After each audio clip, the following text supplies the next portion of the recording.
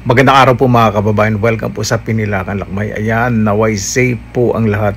Tara, samahan po ninyo ako dahil maglilipat po ako ng matatanda ko pong mga halaman. Yung isa po, more than 20 years old. Bibili po ako ng mga paso para po ilipat. At napaka sarap po ng pakiramdam na mag-ayos po ng bakuran kapag nabakuran na at ayos na po.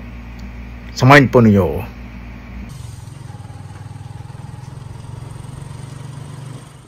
Ito po, kasama ko po si Parang Gomer. Elementary hanggang high school po na kaibigan ko po. Kakain po muna kami bago kami bumili ng ganda po na kainan po dito. Meron po kaming Bicol Express, isaw, dinuguan, munggo, toknining, di ba? Ayan po, di ba? Ay, Bicol Express, isaw, dinuguan, toknining natin, balambulon, munggo, Napakasarap po dito sa San Francisco kay Aling Toying dito po sa Carinderia. Saka ito po yung kainan po nila, yung parang mga kainan po nung araw. Ganda rin po ng bakuran sa likod po nila, nakaka-relax po. Ayan, bumili po ako ng kawa na concrete, loam soil.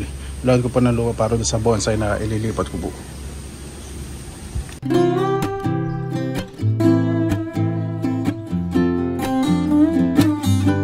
Ito na po yung concrete na kawa.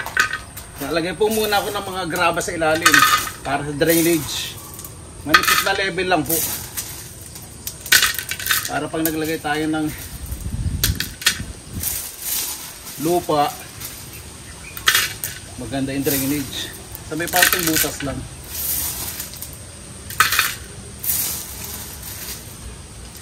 Yan. Pantayin na natin.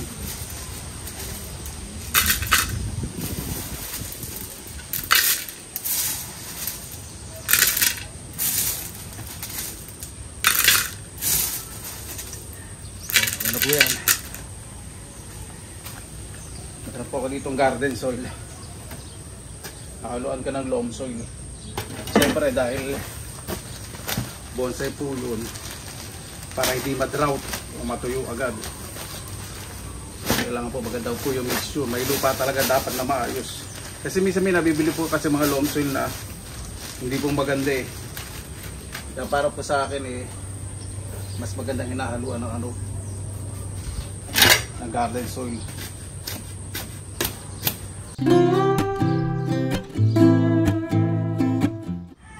Ito po yung bonsai nililipat ko, kalyos.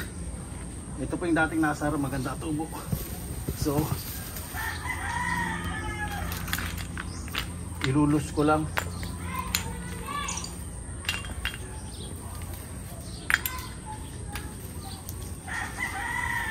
Madali na naman itong matanggal eh. Pwede kayong gumamit ng bakal. Itong hunter rowel ko galing pong Finland. Hindi po pinagmamalak. Talaga nag-uwi po ko ng mga magandang garden tools sa pang edge o pang gilid ng halaman na pang hukay, mas madali. Tulad po nito, ayoko po masigara siyempre itong terracotta na paso o itong clay pot. Tingin ko, pwede na ito. O ayan, ugot na. Pwede lang po kadali. Lipat na po natin.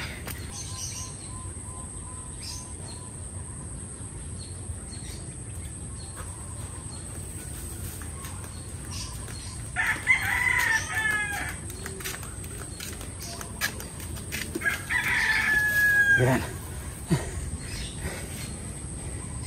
At medyo ilulus nyo po yung walang po kung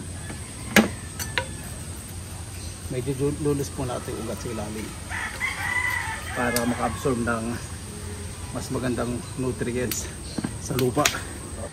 Yan.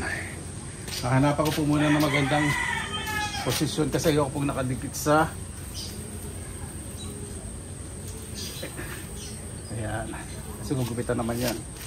Medyo na natin. At kung may bakal kayo, ito po pandusok-tusok para mag-loose po yung lupa.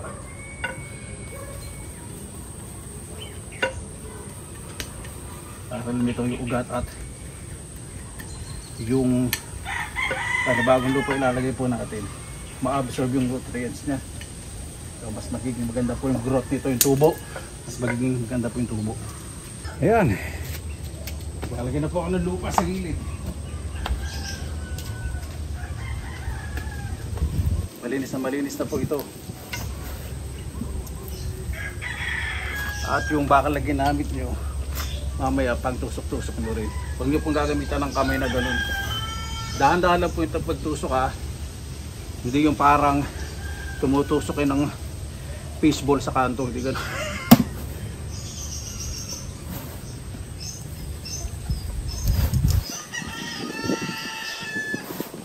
Pagkatay may lupa. Pag puro loam soil. Kinakapa ko po yung mas maraming lupa kaysa sa may mixture na loam soil para mas maganda.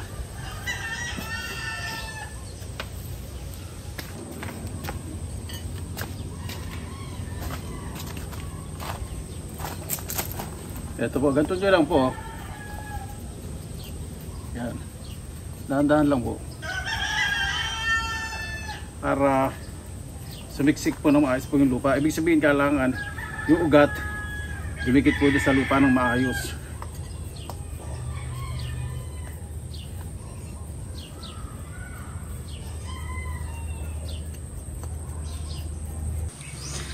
Di ba? Balat na po yung lupa. Dapat po talaga pantay po dito sa edge o dito sa gilid ng paso para mas maganda.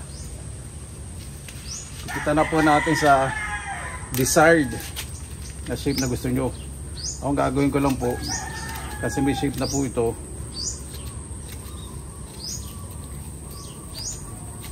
Wala na po gugupitin na humihinga.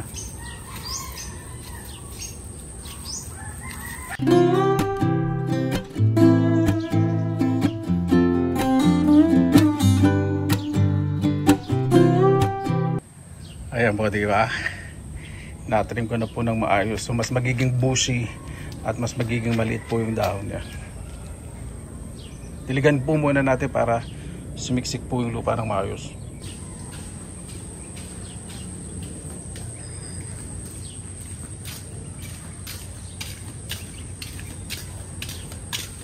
Ito po muna natin diligan sa ilalim para yung lupa hindi kumalat. Dahan-dahan lang.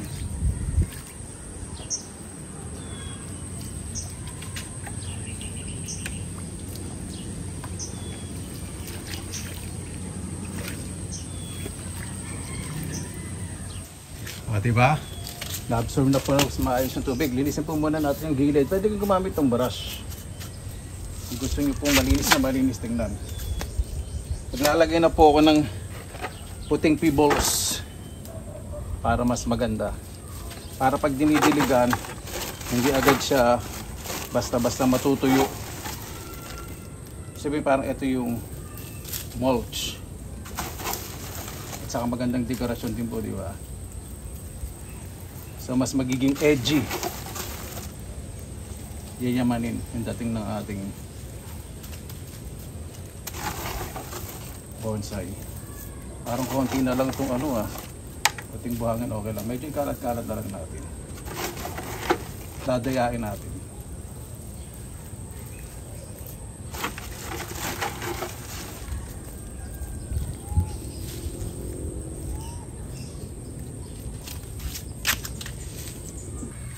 Ang pandaya po dyan, itong mga batong ilalagay po ninyo. O, diba? So, kung konti ang buhangin ninyo, lagay po kayo ng magagandang bato.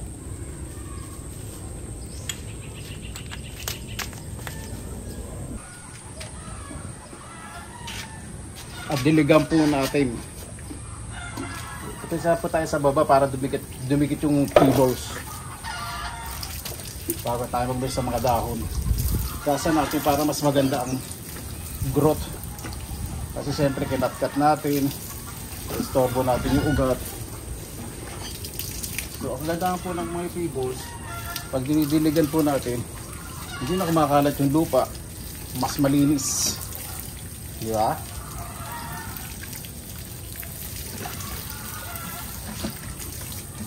Binigyan nyo lang po hanggang tumulo po sa drainage, sa butas, yung tubig.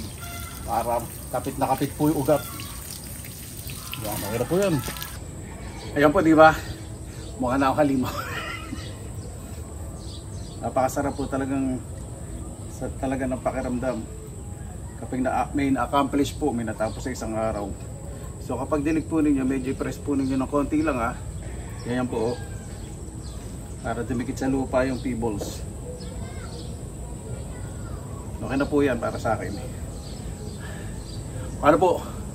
Maraming salamat naman sa inyo oras nila sa Pinilakan Lakbay. Talaga po ang paghalaman, pagpatayo ng bahay, paggulayan, paghardin, basta tungkol po sa kalikasan ay talaga kinakailangan po ng pasensya at pagtsatsaga. Basta lagi po tayong positive vibes, good vibes. God bless, ingat po lagi, magandang araw. Laban na!